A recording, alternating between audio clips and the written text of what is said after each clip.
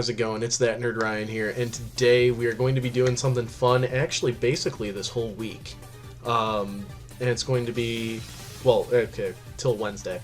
But it's going to be the top 5 things that I like about my least favorite movie and franchise, and then my top 5 least favorite things about my favorite movie and franchise. Or you'll get it when I think I said it right, but you'll get it when I'm on that. So, first off, happy Valentine's Day. That's kind of why I'm doing that this week. I figured, like, we could spread some love for the not-so-loved and spread some awareness for the ones that are completely beloved. So, if you guys look at my premieres, you could see that today I am doing 5 things I don't like about No Way Home and 5 things that I like about Thor: The Dark World. And then tomorrow we're doing 5 things I don't like about Empire Strikes Back and 5 things that I like about The Rise of Skywalker. So basically, what I'm going to be doing is picking apart things that I don't like about my favorite movie and then picking out things that I do like in my least favorite. And just go ahead, comment below if you guys feel the same or have any opinions. Remember, this is all opinion based, so if I say something you don't like, I apologize. But that's just my opinion. I'm a human being. I'm allowed to like what I like. So, anyways, make sure you guys leave a like, comment, subscribe, and ring that bell. By the time I'm recording this, I'm 4 subscribers short from 100. So just please go ahead and subscribe. And if I'm over 100 by this point, still would like more subscribers. So anyways, let's get into it. We're going to do the hard part first, and we're going to list one of the top 5 things that I dislike about No Way Home. And that is the underuse of Venom.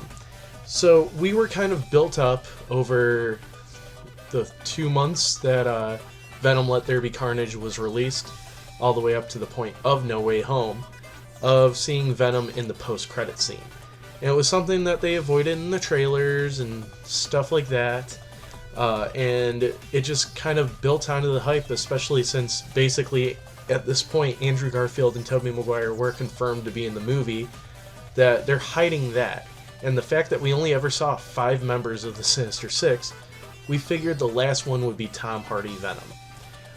And then you get about halfway through the movie and are like, okay, maybe he's going to show up along with, since Andrew and Tobey just showed up, maybe he'll show up for the final fight.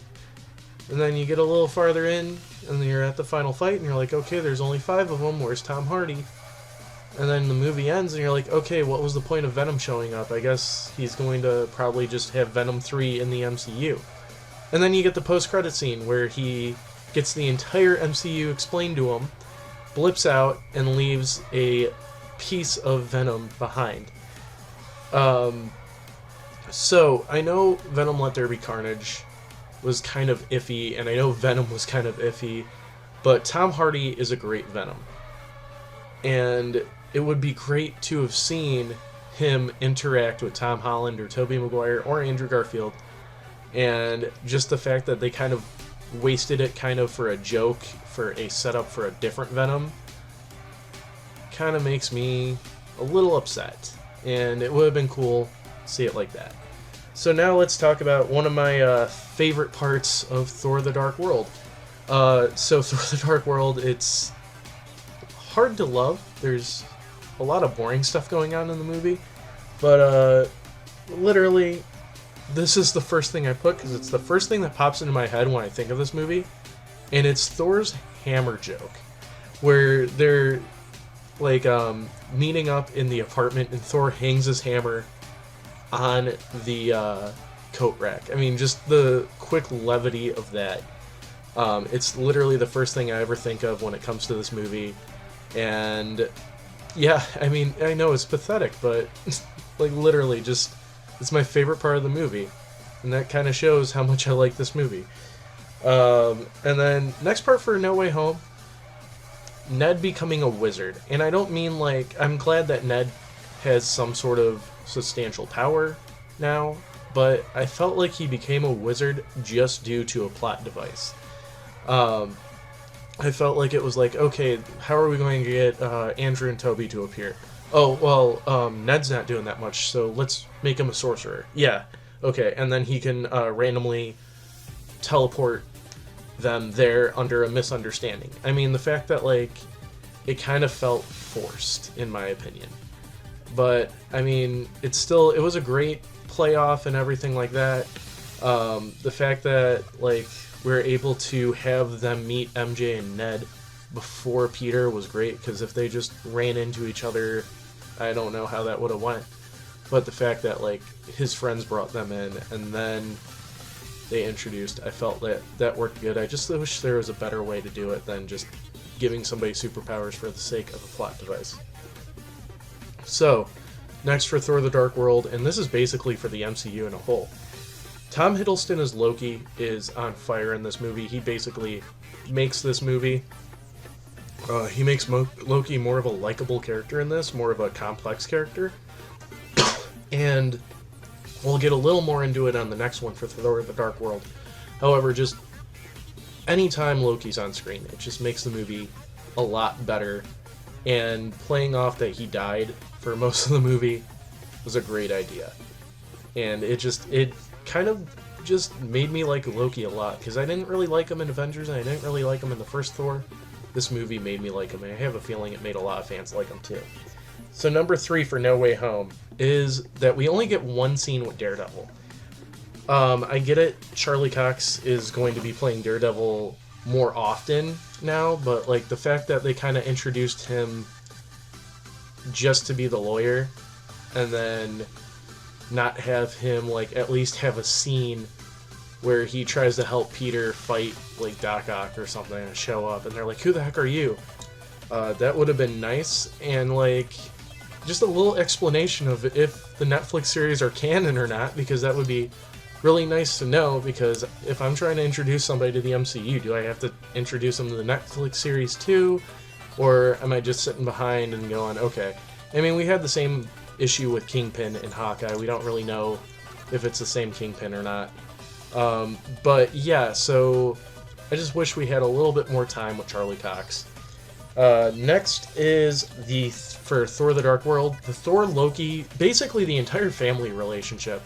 You really didn't get it in the first movie that much, but like there is a dysfunctional family dynamic of the Odin's sons, I guess you could say, or Odin's family, and like how Freya is kind of the one that keeps everybody together. And then when she dies, you can tell that everybody's really affected by it, and they're all dealing with it in their own way. And then just how, like, Thor and Loki were able to work together after that. And during the fight with Curse, how that was, like, staged and everything, and Loki and him working together, it's just perfect. But yeah, I need to see Loki and Thor together again, even if it's the Loki with Love and Thunder Thor. I feel like that would be a lot better of a relationship. So the next one for No Way Home that I didn't like was the reuse of footage, and this is when Lizard and Sandman got cured. We just literally reused somebody that's watched these movies a million times, you notice they reused the footage for Sandman getting cured and for the Lizard getting cured. And, I mean, it's literally a 5-second scene. If the actors could voice, they could probably just step in and, like, do something really quick just to be in 5 seconds of the movie. I thought that was kind of disappointing. I do really hate when movies reuse footage like that, unless it's, like, you know, like a flashback. Like, how Book of Boba Fett did it is okay. But, like, with this, it's like, come on, it's just kind of lazy. You could have spent the extra 5 seconds. They could have paid them the extra $2,000 or whatever to just spend those 5 seconds to sit there. And then next, for the Thor the Dark World, another really good scene, which is the escape from Asgard. It honestly felt like a Star Wars scene, and that's what I really enjoyed about it. And then, again, with Thor and Loki's bantering in that, it's just the best part. I love that whole thing. Next for my least favorite is, it's part of the story, and I get why they did it, but I just don't like that everybody forgot Peter, especially MJ. I just want a happy ending, because Peter's been through so much, especially in the MCU. and it stinks that like now he's gonna have to start from scratch. Hopefully we get to see that. And then the other thing that I liked for Thor: The Dark World was the villain Cursed. I mean, we only get really one scene with him, but he was honestly just a great kind of like mini boss fight, and just that whole fight in general was great. Like I mentioned earlier, with Thor and Loki teaming up and working together to do that. But yeah, so I hope you guys enjoyed the video. What is some of your favorite scenes from your least favorite movies? And what are some of your least favorite scenes from your favorite movies? Make sure you guys leave a like, comment, subscribe, ring that bell, and follow me on all my social media down below. It's that nerd Ryan telling you, we're all superheroes on the inside.